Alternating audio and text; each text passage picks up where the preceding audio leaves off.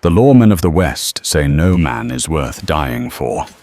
They say a bounty is just business, a simple calculus of lead and gold. But they never kicked in the door of a sod-roofed cabin in the teeth of a blue norther with a warrant for a dead man in one hand and a pistol in the other. They never found themselves staring down the barrel of a woman's rifle, her eyes burning with a fury colder than the ice freezing their beards. And they certainly never had to answer the question that hung in the air, thick as gunpowder smoke. Why was she bleeding from a wound meant for the Apache they'd come to hang? The wind was a thief. It stole the heat from the hearth, the breath from your lungs, and the courage from your heart. It screamed down from the Wichita Mountains, a pale, shrieking ghost that clawed at the sod roof of Abigail's trading post and rattled the oiled paper in the window frames. It was the kind of storm that made God-fearing folk bolt their doors and pray for dawn. For Abigail, it was just Tuesday. She pressed another strip of linen against the wound, her knuckles white.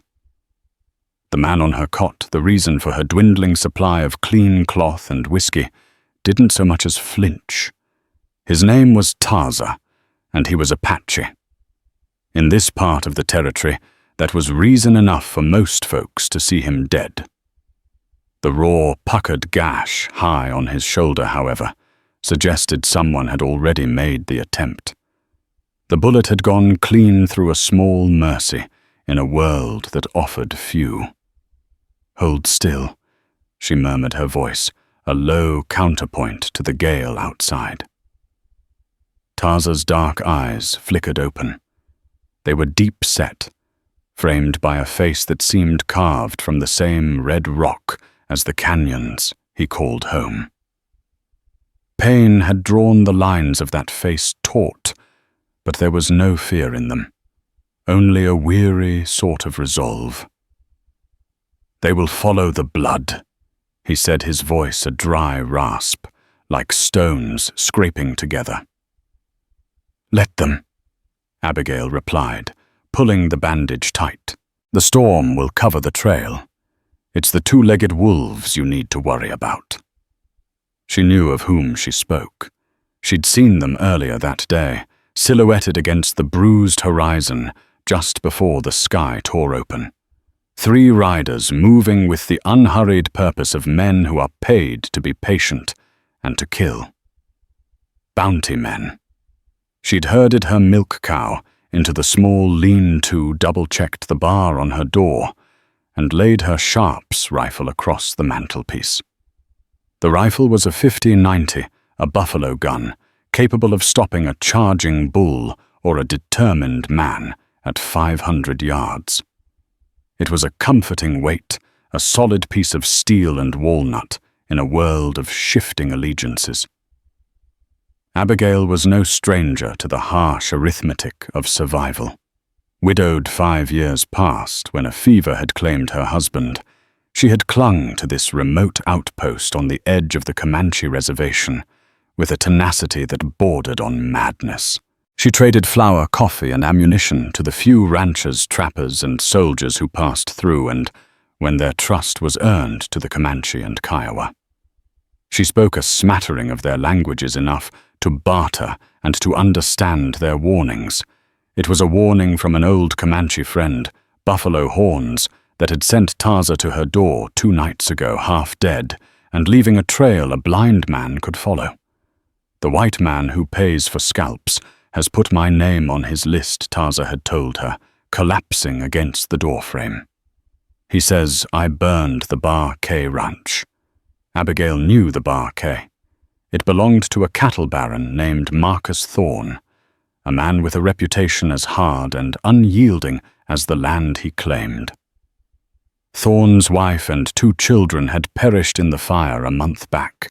The territory was still buzzing with it, a mix of genuine horror and the ugly, simmering hatred that always bubbled to the surface when settlers died and an Indian could be blamed. "Did you?" she had asked him. Then her voice flat as she helped him inside. He had looked at her, his gaze unwavering.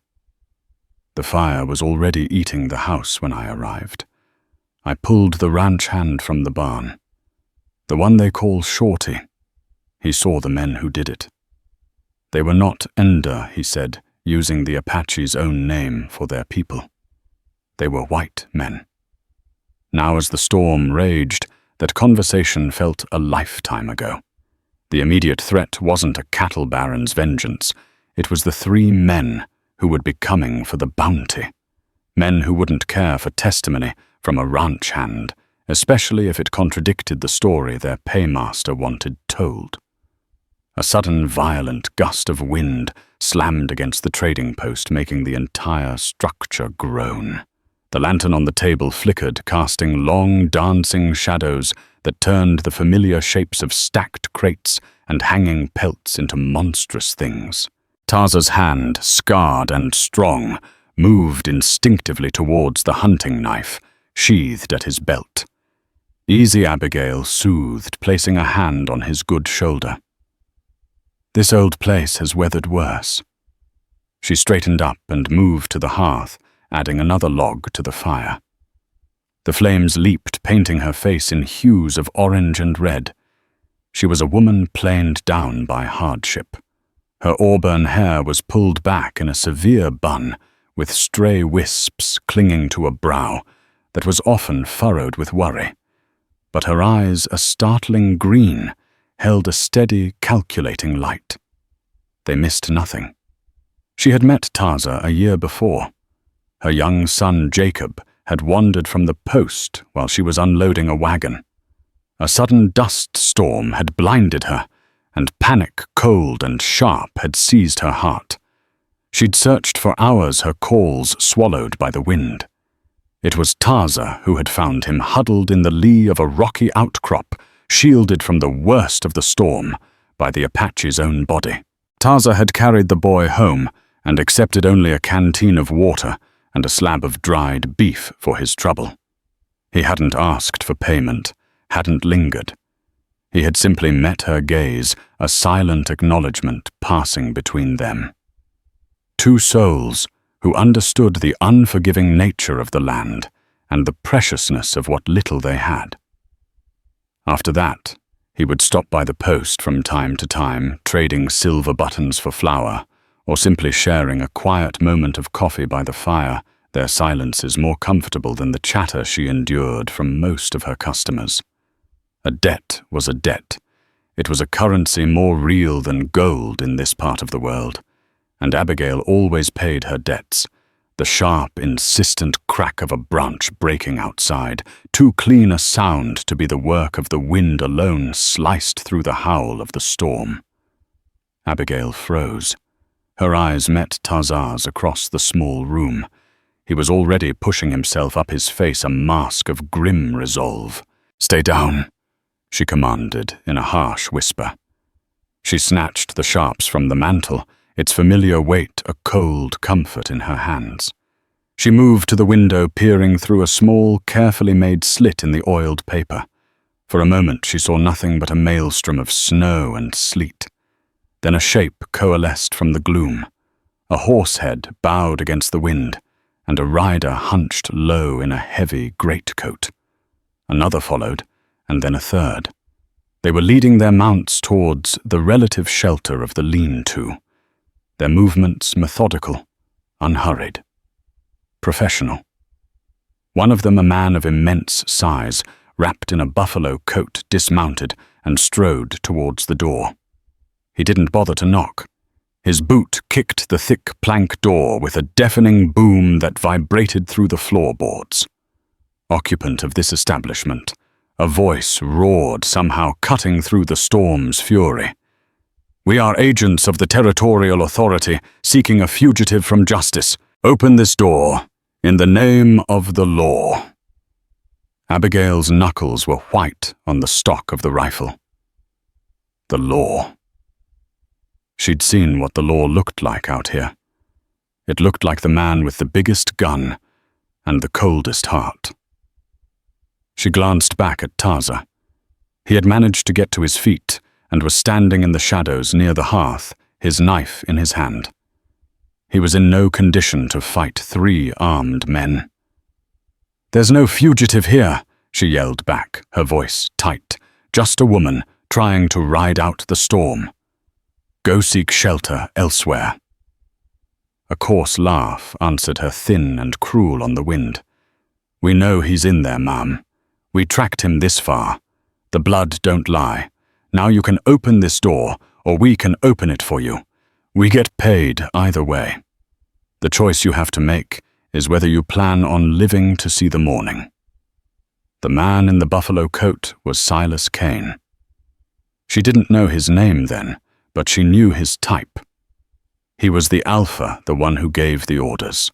He stepped back from the door, and another man moved forward holding a heavy sledgehammer. Abigail's mind raced. The front door was thick oak reinforced with iron.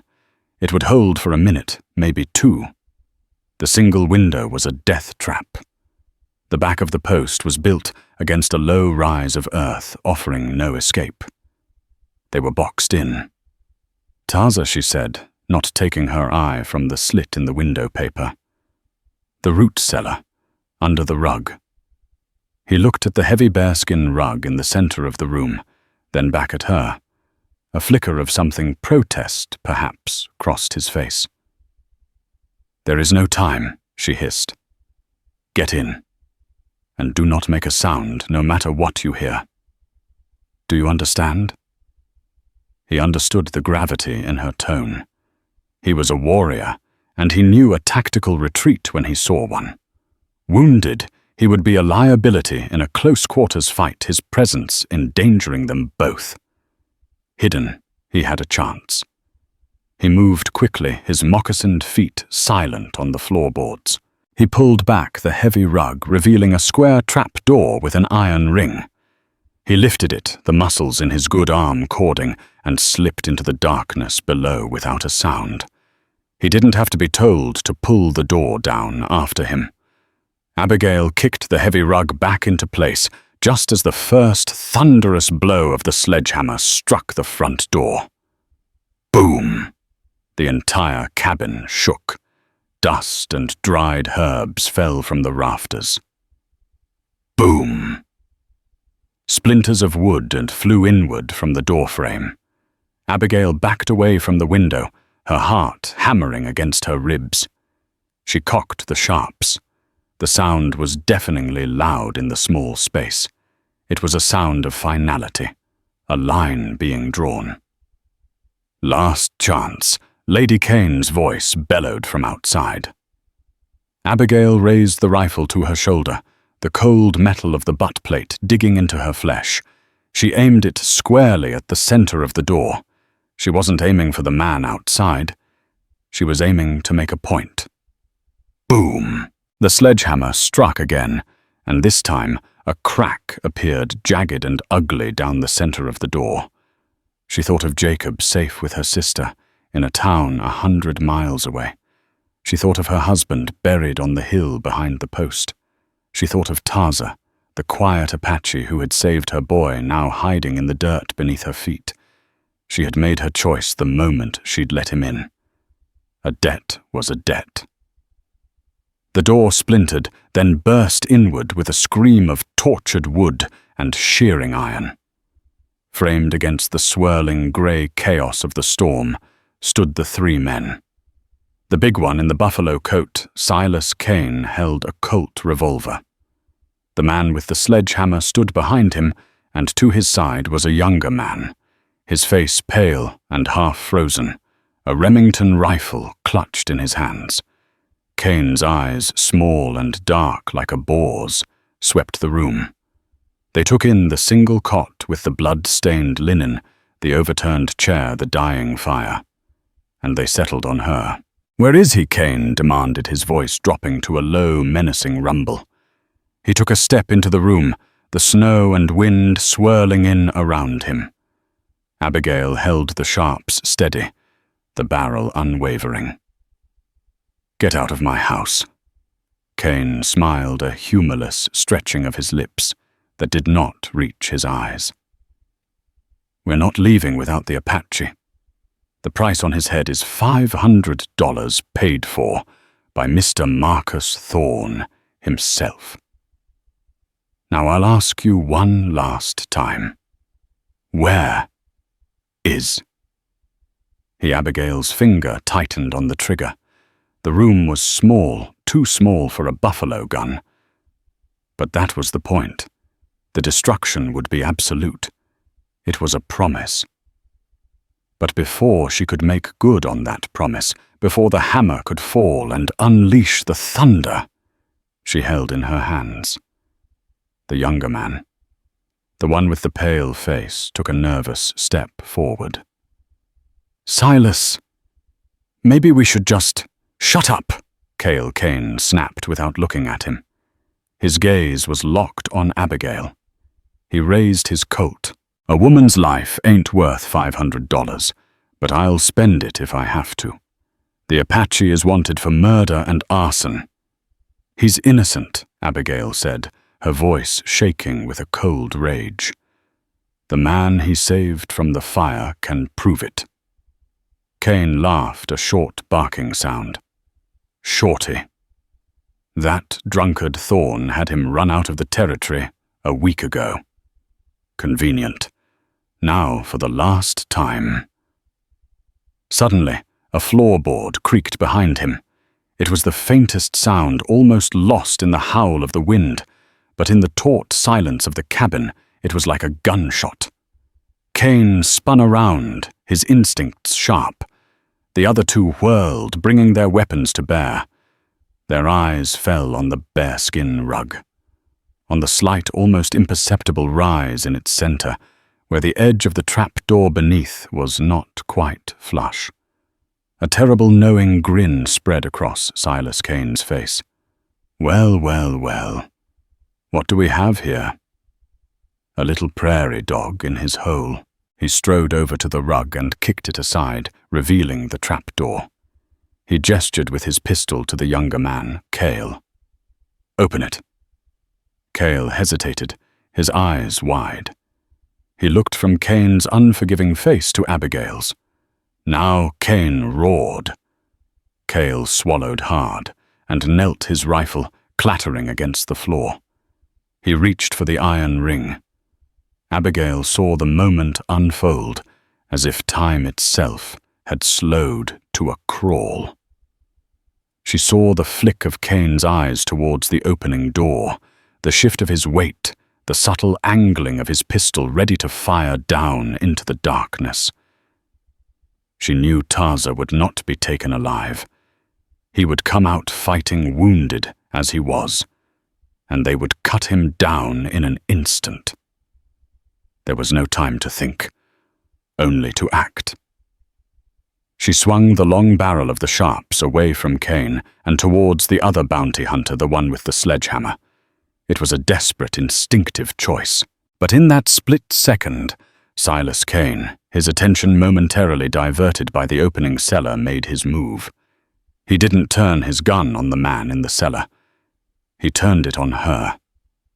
He was fast, a predator's speed. The world exploded in a deafening roar. But it wasn't the thunder of her sharps. It was the sharp, cracking report of Kane's Colt. Pain, white-hot and blinding, slammed into her side. It was a physical blow, a mule kick that stole her breath and sent her stumbling backward. The heavy sharps rifle slipped from her nerveless fingers and crashed to the floor. She crumpled against a stack of crates, her hand flying to her ribs, and when she pulled it away, it was slick and dark with blood. Through a haze of shock and agony, she saw the trapdoor fly open. Taza surged from the darkness, not with a knife, but with a roar of pure, unadulterated fury. He launched himself at Carl, the young bounty hunter, sending him sprawling. The sledgehammer man turned, raising his own pistol, but Taza was a phantom. He ducked under the man's arm, his good shoulder driving hard into the man's midsection. They crashed into the far wall. Taza's knife finally free, a glint of deadly steel in the flickering lantern light. But Abigail's eyes were on Silas Kane. He had turned his smoking pistol, now leveled at the struggling form of Taza. He was taking his time, a cruel smirk on his face, savoring the kill.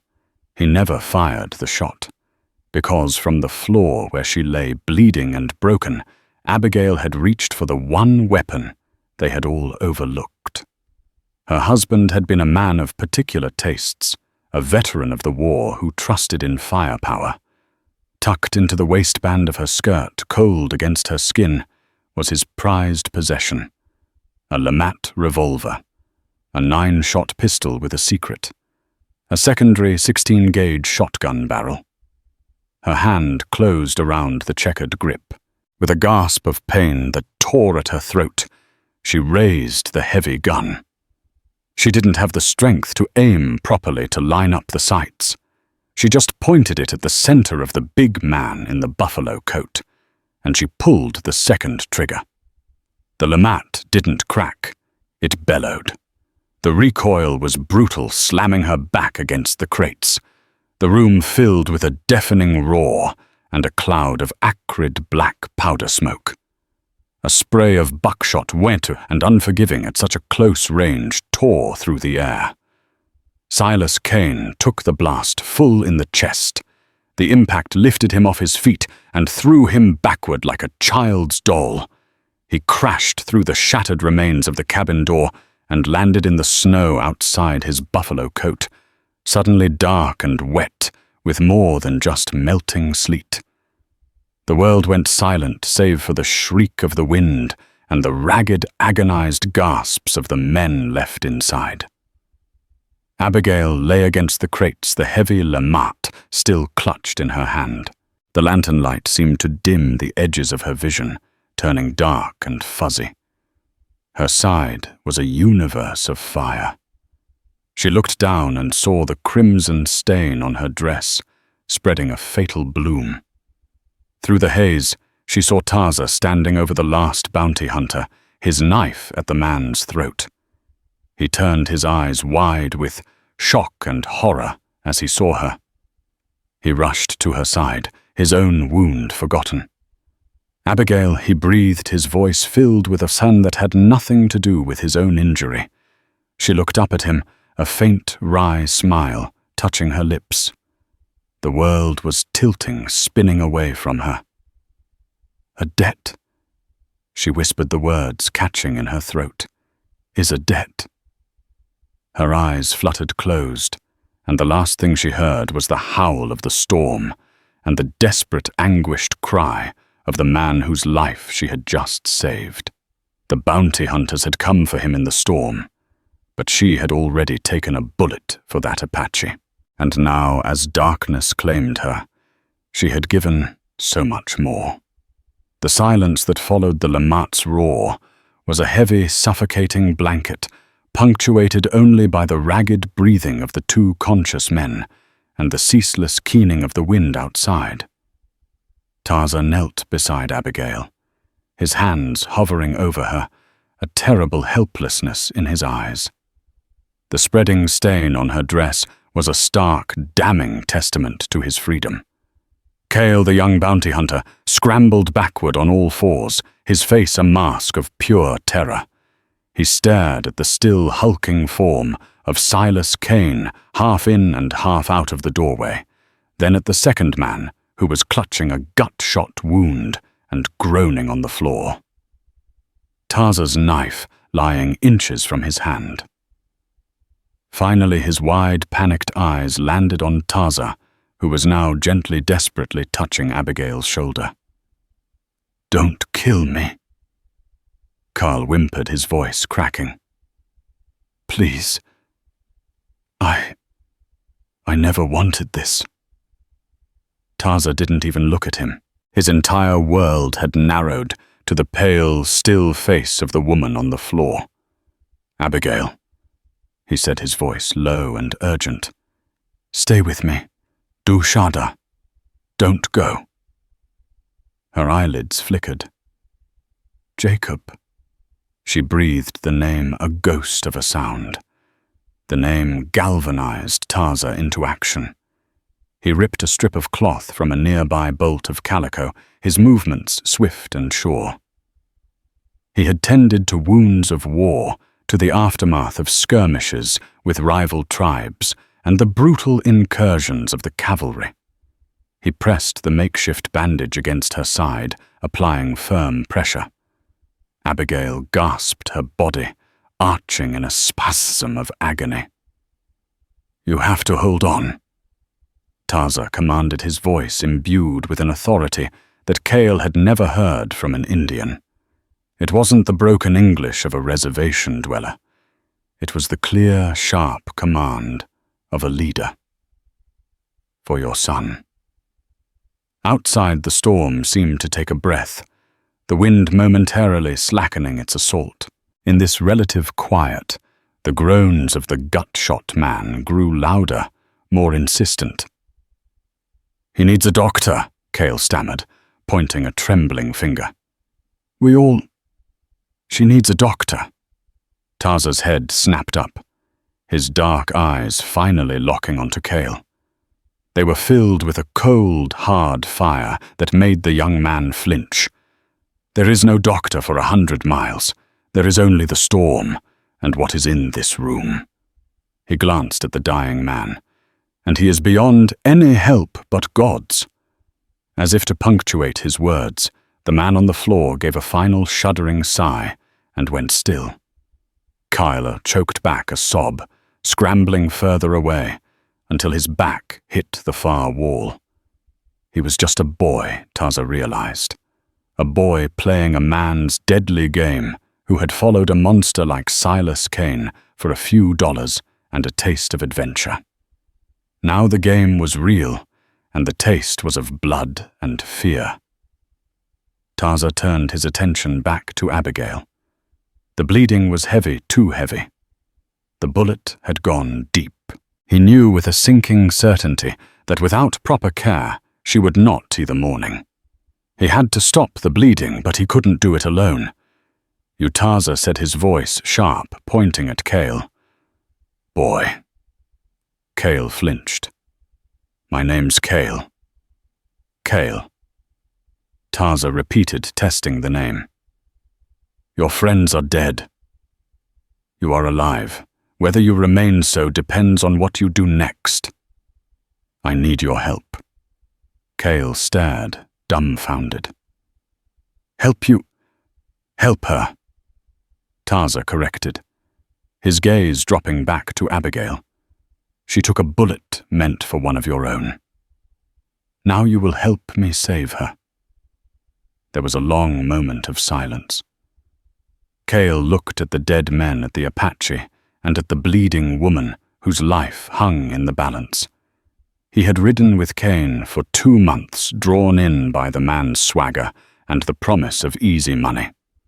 But he'd seen Kane's cruelty, the casual brutality towards a prisoner, the way he cheated at cards, the cold, dead look in his eyes. He had wanted out, but fear had kept him silent. Now Kane was dead, and the world had been turned upside down. Slowly, shakily, Cale nodded. What do you need?" the fire Taza commanded. "Build it up. We need light, and we need to boil water, and find more clean cloth.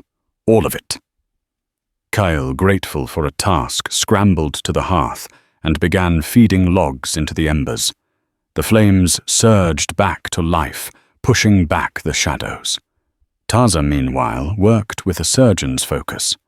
He gently unbuttoned Abigail's dress around the wound, his touch surprisingly delicate. The bullet had entered her left side, just below the ribs, an ugly dark hole that seeped blood relentlessly.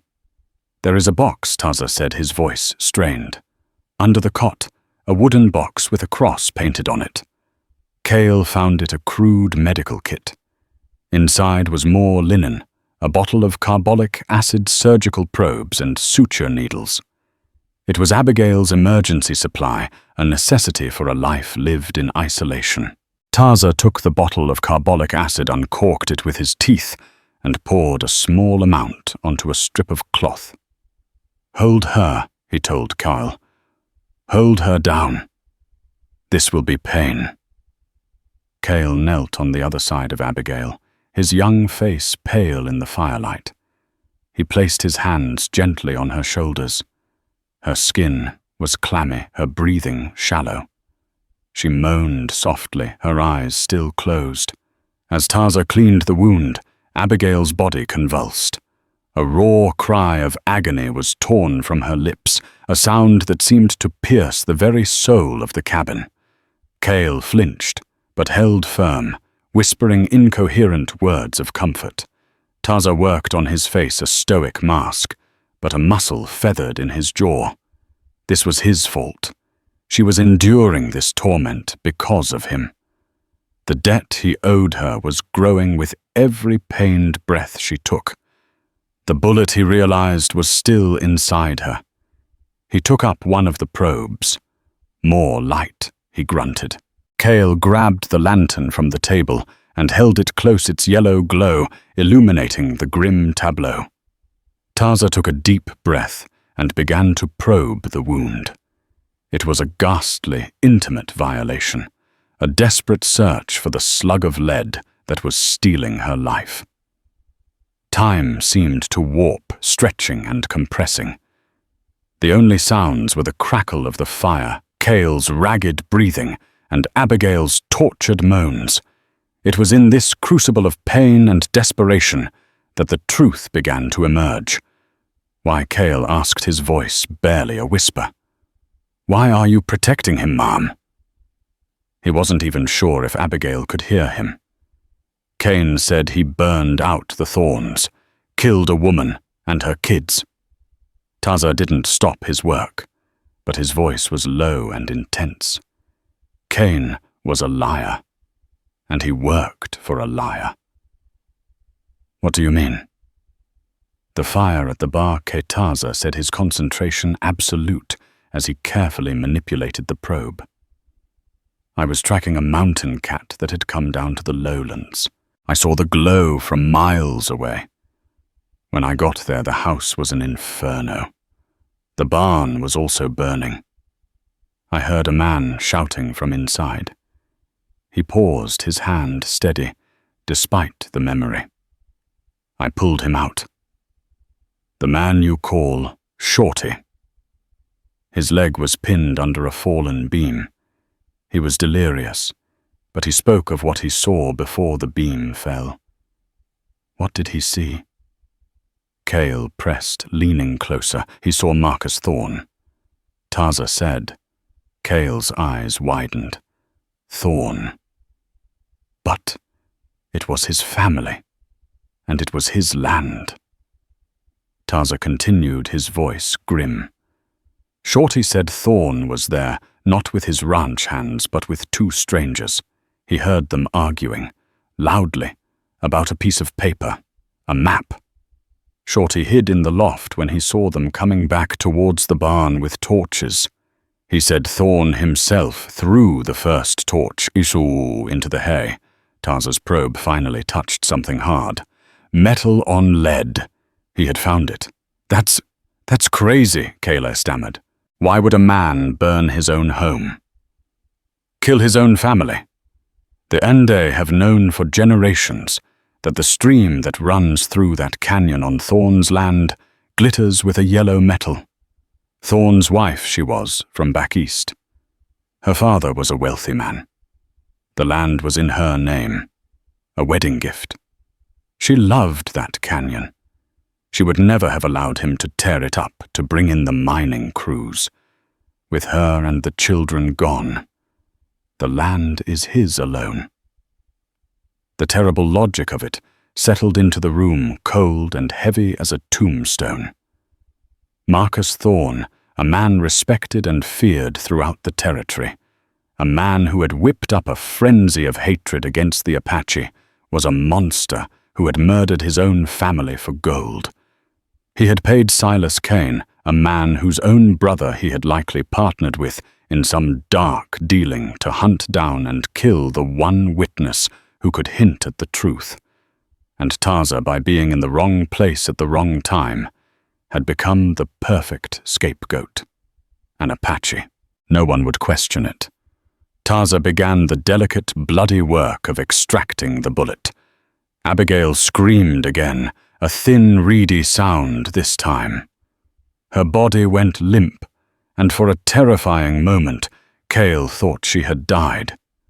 But her chest still rose and fell in shallow, ragged breaths. She had fainted. A small mercy. Finally, with a soft scraping sound, Taza pulled the flattened lead slug from her side. He dropped it onto the floorboards with a clang. He then took the suture needle, threaded with gut, and began the slow, painful process of stitching the wound closed. Cale watched, mesmerized and horrified. He was seeing a side to the Apache he never knew existed. Not the savage brute from the penny dreadfuls, but a man of skill focus and a fierce protective loyalty.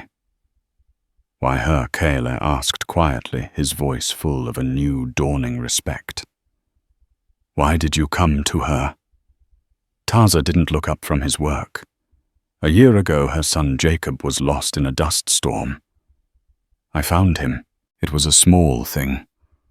"Don't seem so small to her," Cale murmured, looking at Abigail's pale face. "No." Taza agreed, tying off the final stitch. "It does not." He cleaned the wound one last time and applied a thick pad of linen, binding it tightly around her torso. The bleeding had slowed to a sluggish ooze. It was the best he could do. Now it was up to her strength and to fate. He gently pulled her dress back into place and covered her with a thick wool blanket. He stood up, his body aching his own wound, a dull, throbbing fire. He looked at Cale, who was still kneeling by the hearth, looking utterly lost. "The storm is passing," Taza said. He could feel it in the air, a subtle shift in the wind's tone. The eye of the storm was upon them, a period of deceptive calm before the trailing edge hit. "When it breaks, you will ride. Ride where Cale asked. Kane, everyone will be looking for me now, too. They'll think I helped you. You will ride to Fort Sill," Taza instructed. "You will find the commander, Colonel Mackenzie. You will tell him what I told you. You will tell him what you saw here tonight. You will tell him that Marcus Thorne murdered his family and hired Silas Kane to cover his tracks by killing me." Cale shook his head. "They won't believe me. I'm nobody. He's Marcus Thorne. They will believe the proof," Taza said. He walked over to his bedroll, which lay near the hearth. From within it, he pulled a small, worn leather pouch. He opened it and tipped the contents into his palm. It was a single, heavy, ornate silver button, the kind favored by wealthy cattlemen, and a small, folded piece of paper. "I found this button on the ground near the barn, where Shorty said they argued. It is from a coat Thorne wears."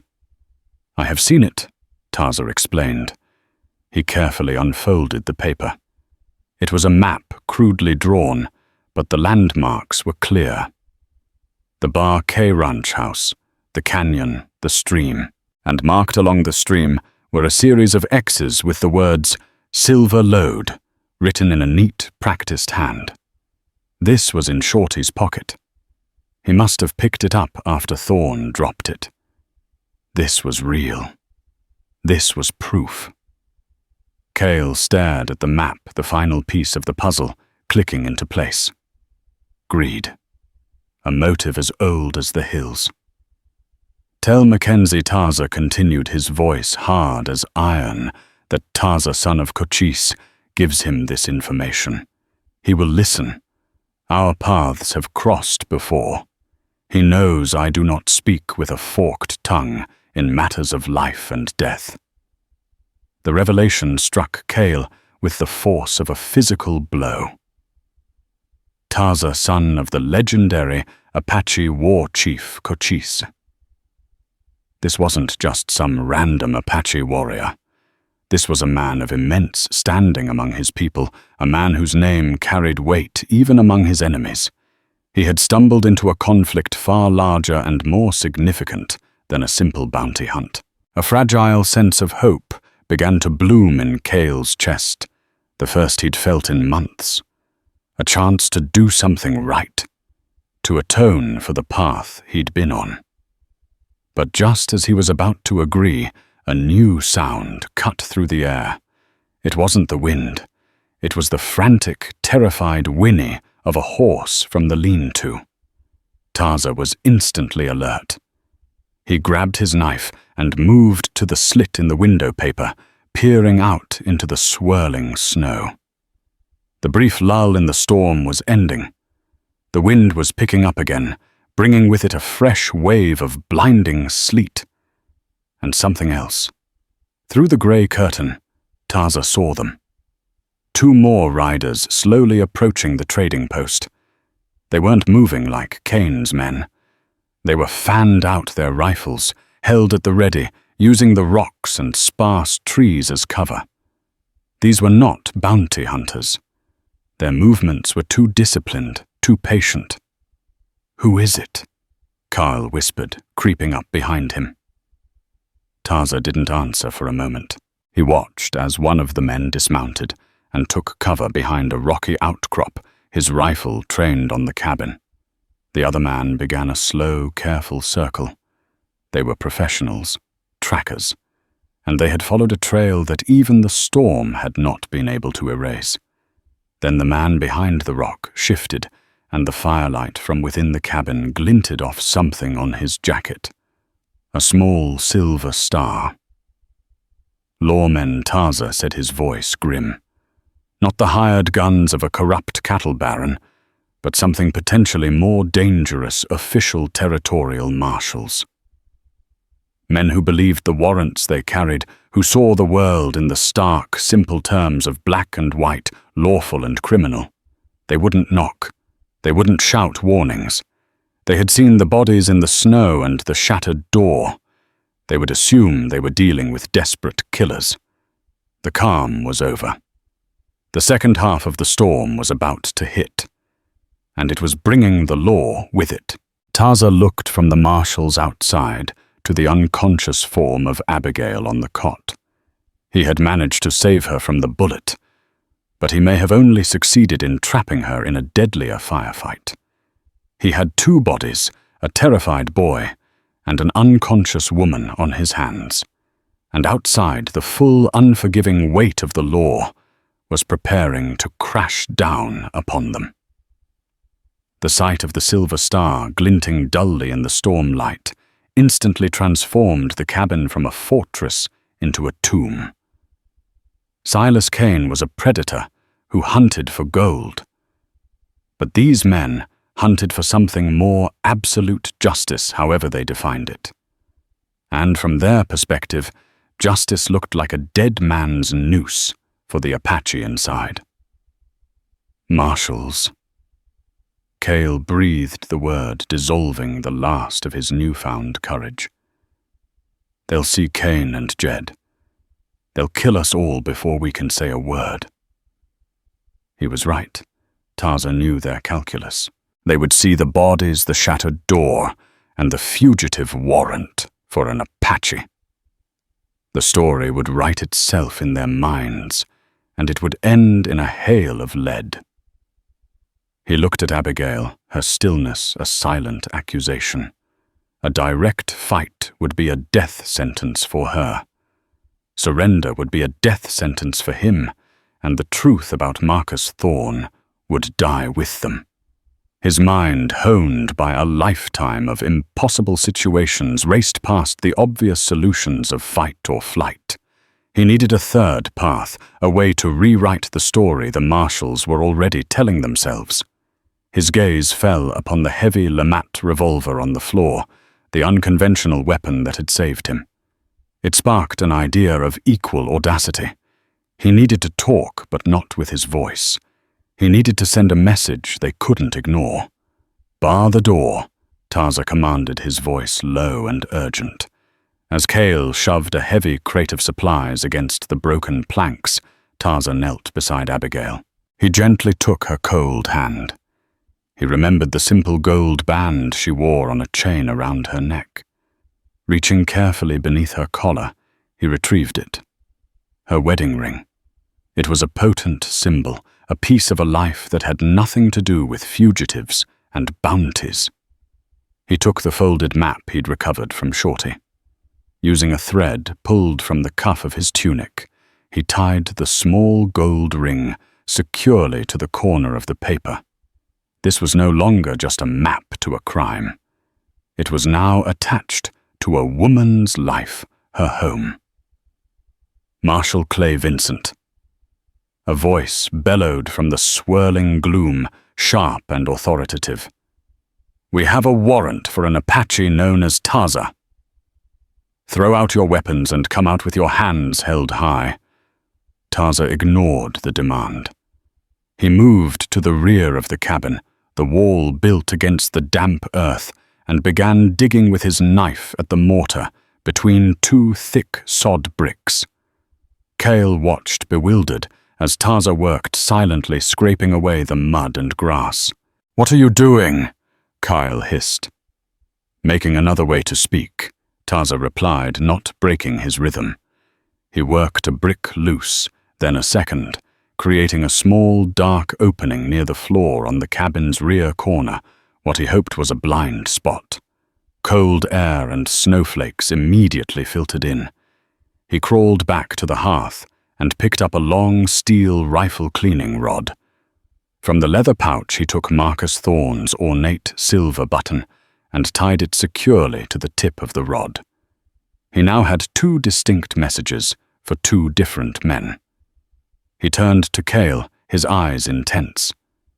"I need you to be brave for 5 more minutes. Go to the front window. Yell that you are an unarmed hostage. Tell them you're coming out. It will draw their eyes to the front. They'll shoot me." Cale protested, his voice thin with terror. "No," Taza insisted. "You are a young white boy. They will hesitate. That hesitation is all I need." Seeing the resolve in Taza's face, Cale took a shaky breath and moved to the window. "Don't shoot," he yelled, his voice cracking. "My name's Cale. I was with the bounty hunters. The Apache. He has a woman hostage in here. I'm coming out." As expected. The marshal's voice boomed back, ordering him to stay put. "Keep your hands where I can see them." The trap was set. Their attention was fixed on the front. Taza crawled to the hole he'd made in the wall. He pushed the long cleaning rod through the silver button on its end, glinting faintly. He swept it in a low arc, a fisherman casting a line into a sea of violence. He held his breath, listening. For a tense moment, there was nothing. Then a muffled curse from nearby. A shadow fell over the opening. He had a bite. Instantly, Taza acted. He didn't speak. He simply pushed his second message through the hole the map weighted with Abigail's wedding ring, and let it drop into the snow. He pulled the rod back in and quickly began shoving the sod bricks back into the opening, sealing the wall as the marshals' voices rose in confused shouts outside. His gamble was laid. The evidence was in their hands. "He has a gun to her head." Cale suddenly improvised from the window, his voice now filled with a convincing panic. "He says he'll kill her if you try anything." Taza gave the boy a nod of grim approval. The lie would buy them precious time. The minutes that followed stretched into an eternity, the howl of the wind masking any sound of deliberation from the lawmen. Taza crouched beside Abigail, every muscle taut, ready for the plan to fail. Then a new voice called out, calmer and older than the first. "This is Marshal Bodie. I'm looking at a map to a silver load tied up with a wedding ring. It's a confusing picture. I'm willing to listen. The voice was near the back corner. They'd found it. Hope, fragile and sharp, pierced Taza's tension. Bodhi was a senior marshal, a man known for being shrewd. "The woman is hurt," Taza yelled back, his voice projecting towards the front of the cabin to keep their positions uncertain. "She was shot by Silas Kane when she tried to stop him from murdering me in her home. She needs a doctor." He could almost hear the gears turning in the marshal's mind. A dead bounty hunter, a hostage, who wasn't a hostage, a map, a button, and a wounded woman. The simple warrant for a murderous Apache was becoming hopelessly complicated. The wedding ring in particular asked a question that brute force couldn't answer. Why would this woman sacrifice herself? "All right, Apache." "Marshal." Bodhi's voice finally returned firm and decisive. "Here is the bargain. We're riding to the Thorn Ranch. It's closer than the fort. We're going to ask Mr. Thorn about this map and this button. We will bring a wagon for the woman." Taza's heart hammered against his ribs. It was working. But Bodhi's voice hardened a blade of steel beneath the calm. "My deputy Vincent is staying. He'll have this cabin in his sights. If you run, he will kill you. If we find out you're lying, we will come back with 12 men and tear this place to the ground. Is that clear?" "It is clear," Taza shouted back. "But she is fading. Be quick." "The storm is breaking," Bodhi replied. "We'll ride hard. You do your part. Keep her alive." Taza heard a single horse moving away its hoofbeats, a fading promise in the wind. The other remained. They were no longer targets in a firefight, but prisoners in a tense truce, their fate resting on the integrity of a lawman and the guilt of a murderer. He turned back to the room and went to Abigail. He placed a hand on her forehead. It was blazing hot. The bullet wound was one battle. The fever was another, and it was a fight she was starting to lose. He had won them a chance, but as he looked at her shivering form, he knew his debt to her was deepening with every ragged breath she took. The reckoning with the law had been postponed, but a far more intimate one, with life and death, had just begun. The passing of the storm left behind a world of brutal stillness. Under a sky the color of a fresh bruise, the snow-covered land was silent, watched over by the lone, unmoving figure of Deputy Marshal Vincent. Inside the cabin, the quiet was even more profound, broken only by the low crackle of the fire and the shallow, labored breathing of Abigail. A burning fever had taken hold, and she tossed weakly on the cot, lost in a world of delirium. Taza worked with a grim focus, bathing her brow with cool water, while Cale kept the fire fed. The boy, stripped of his bravado, watched him with a kind of weary awe. They were no longer captor and hostage, but 2 men bound by a shared, desperate purpose to keep this woman alive. But the fever was relentless. Abigail's skin was hot to the touch, her pulse a faint, thready beat beneath his fingers. He had seen this fire consume strong warriors. He knew she was losing. The weight of the debt he owed her pressed down heavier than any mountain. Just as the last tendrils of hope began to fray, a sound drifted through the cold air, the unmistakable creak of wagon wheels. Taza grabbed the Sharp's rifle, his body tensing, and peered through the slit in the window paper. A buckboard wagon was approaching, driven by Marshal Bodhi. Beside him sat a man with a black medical bag, and trailing the wagon, his hands bound before him, sat a defeated and furious Marcus Thorn. Relief, sharp and overwhelming, coursed through Taza. He did it. He breathed. Cale rushed to the door as the wagon halted. The doctor, a tired-looking man named Miles, strode inside without preamble and went straight to Abigail's side. He took in her feverish state, the crude but effective stitches, and the exhaustion etched on the faces of the two men. "You've kept her alive," he said, looking at Taza with professional respect as he opened his bag. "Now let's see if we can keep it that way." Marshal Bodhi appeared in the doorway, his gaze settling on Taza. "It's over," he said, his voice clipped. Thorne tried to lie, but the story didn't hold. A map to a silver lode on his dead wife's land, a button from his coat found at the scene. It was too much. But it was the ring that broke him. When I asked him why a good woman would take a bullet for the Apache he'd framed, he had no answer. His hired guns confessed everything to save their own necks. The simple damning truth had been enough. Dr. Miles looked up from his examination. "The bullet is out and the wound is closed, but the infection is severe.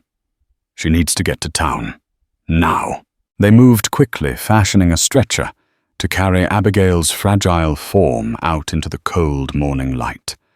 As they gently loaded her into the wagon, Taza stood watching the Sharp's rifle held loosely in his hand. He looked at the woman who had sacrificed everything for him, then turned to the marshal. "I am going with her," he stated. It was not a question. Bodhi considered the Apache warrior, seeing not the fugitive from his warrant, but the man who had stitched a life-saving suture and trusted the law with the truth. He gave a curt nod. "Get in. You've earned that right." As Taza climbed into the back of the buckboard, taking his place beside Abigail, Cale approached. "What about me, Marshal?" "You're a witness, son." Bodhi said, his voice not unkind. "You'll tell your story, and then you'll be free to find a better one." Taza looked down at the pale, still face of the woman in the wagon. The journey to town would be long, and her fight was far from over. He reached out and gently took her hand, its faint warmth a flicker of hope against the vast, cold landscape. The wagon lurched forward, pulling away from the cabin where so much had been lost and found. The debt was not yet paid, but as they rode toward the promise of dawn, he knew he would not leave her side until it was. The story of Abigail and Taza isn't just a tale of survival in the Old West. It's a story about the debts we owe and the incredible lengths we'll go to repay them. It's a reminder that courage isn't about the absence of fear, but about acting in spite of it, and that sometimes the most powerful weapons are not guns, but truth and loyalty. If their struggle in the heart of the storm moved you, please take a moment to hit that like button to let us know. Share this story with someone who appreciates tales of grit, sacrifice, and unexpected heroes. And most importantly, subscribe to our channel and ring that notification bell. We have so many more stories from the dusty trails of history to share with you, and you won't want to miss a single one. Thank you for listening.